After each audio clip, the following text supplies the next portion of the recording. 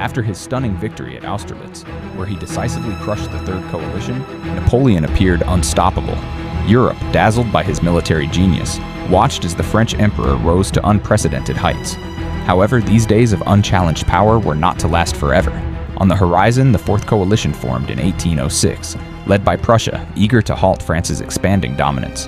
Napoleon responded with remarkable speed and precision. His army struck decisively at the twin battles of Jena and Auerstedt on October 14, 1806. At Jena, Napoleon personally orchestrated rapid and coordinated maneuvers, overwhelming the Prussian forces with superior tactics and relentless artillery and cavalry assaults. The Prussian army, hampered by outdated strategies and slow command, suffered a catastrophic defeat, shattering its core military strength. The twin battles of Jena and Auerstedt showcased Napoleon's mastery of speed and coordination, dismantling one of Europe's oldest armies and opening a new chapter of French dominance. Simultaneously, Marshal Louis-Nicolas Davout faced a larger Prussian force at Auerstedt. Despite being outnumbered, Davout's corps held firm and delivered a stunning victory through exceptional discipline and tactical brilliance.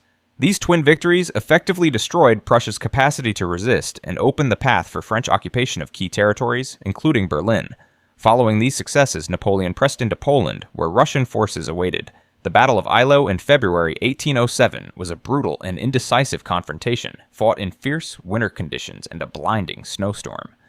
Both sides suffered heavy casualties, and the battle ended without a clear victor, highlighting the growing scale and ferocity of the Napoleonic Wars. Yet the harsh winter fight at Eylau foreshadowed that the road ahead would be brutal and uncertain. Napoleon regained the initiative at Friedland in June 1807, where he delivered a crushing blow to the Russian army, forcing Tsar Alexander I to negotiate peace. The Treaty of Tilsit followed, symbolizing a temporary alliance between France and Russia and redrawing Europe's political map.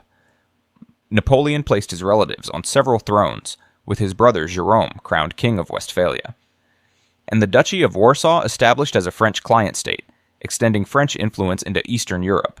To weaken Britain, his chief rival, Napoleon enforced the Continental system, a vast trade embargo aimed at isolating British commerce.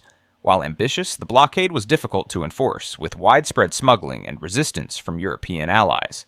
The embargo hurt European economies and created unrest, undermining Napoleon's hold.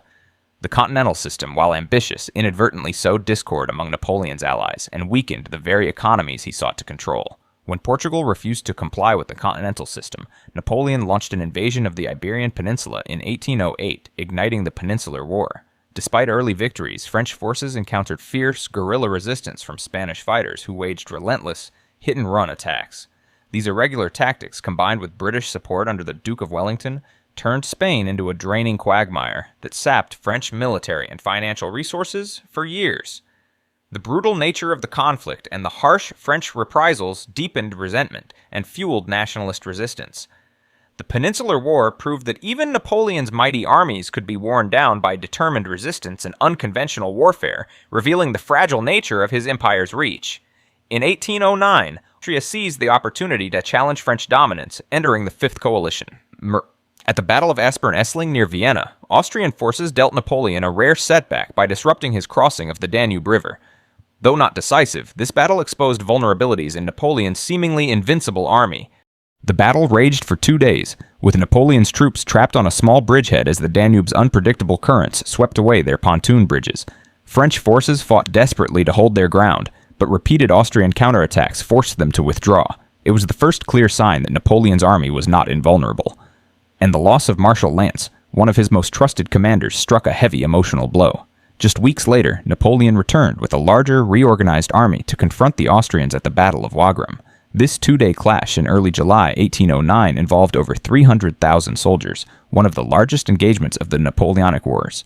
The French unleashed massive artillery barrages and coordinated assaults to break the Austrian lines, eventually forcing them to retreat after bloody fighting.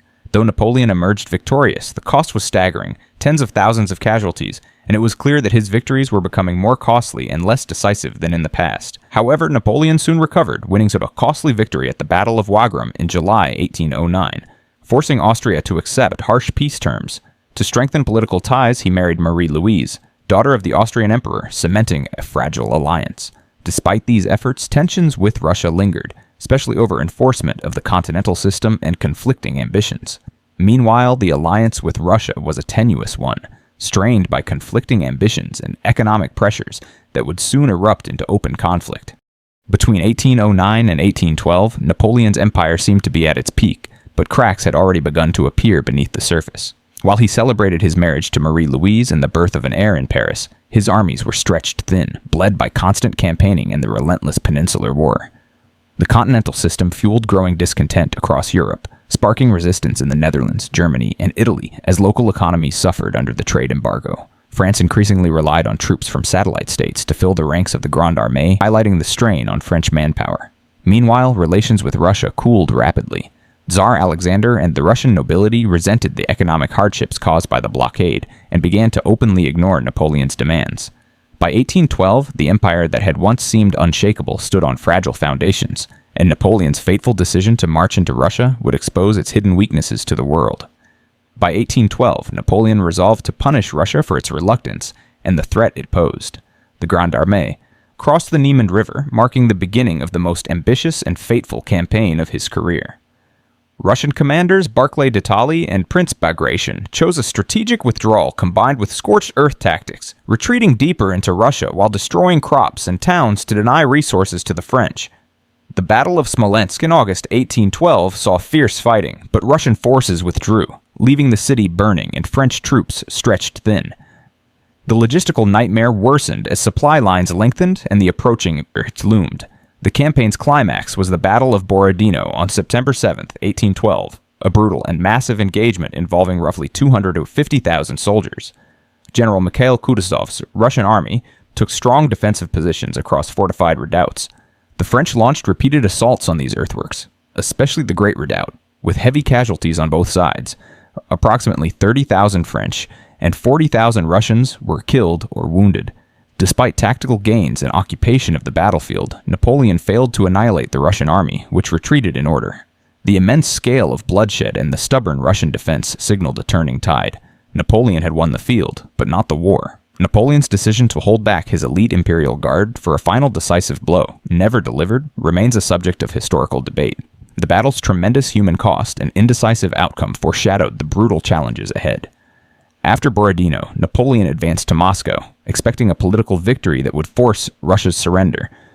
Instead, he found the city abandoned and soon engulfed in flames, likely set deliberately by Russian forces or citizens to deny the invaders shelter and supplies.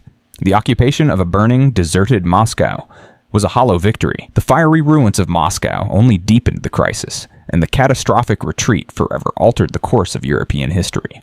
Waiting weeks for peace negotiations that never materialized, Napoleon faced a dire situation. With supplies dwindling and winter approaching, he was forced to order a retreat in October 1812.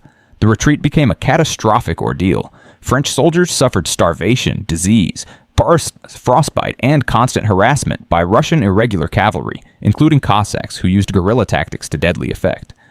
The crossing of the Berezina River in November turned into a desperate struggle, as hastily constructed pontoon bridges collapsed under fire and thousands drowned or were killed.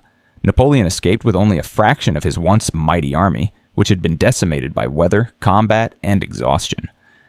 This disaster shattered his aura of invincibility and emboldened European powers. Austria and Prussia rejoined the coalition, while Britain ramped up support. Napoleon returned to Paris facing mounting pressure and the unraveling of his empire. The failed Russian campaign marked a turning point, exposing the limits of his power and setting the stage for the coalition victories that would ultimately end his reign. The disastrous Russian campaign marked not just a military defeat, but the beginning of Napoleon's decline. The massive losses shattered the morale of the Grande Armée and exposed the vulnerabilities of his once seemingly invincible empire. As the coalition forces sensed weakness, they renewed their efforts to dismantle French dominance across Europe.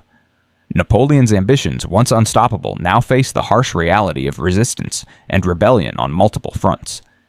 This turning point foreshadowed the series of battles and political upheavals that would eventually lead to his downfall and exile.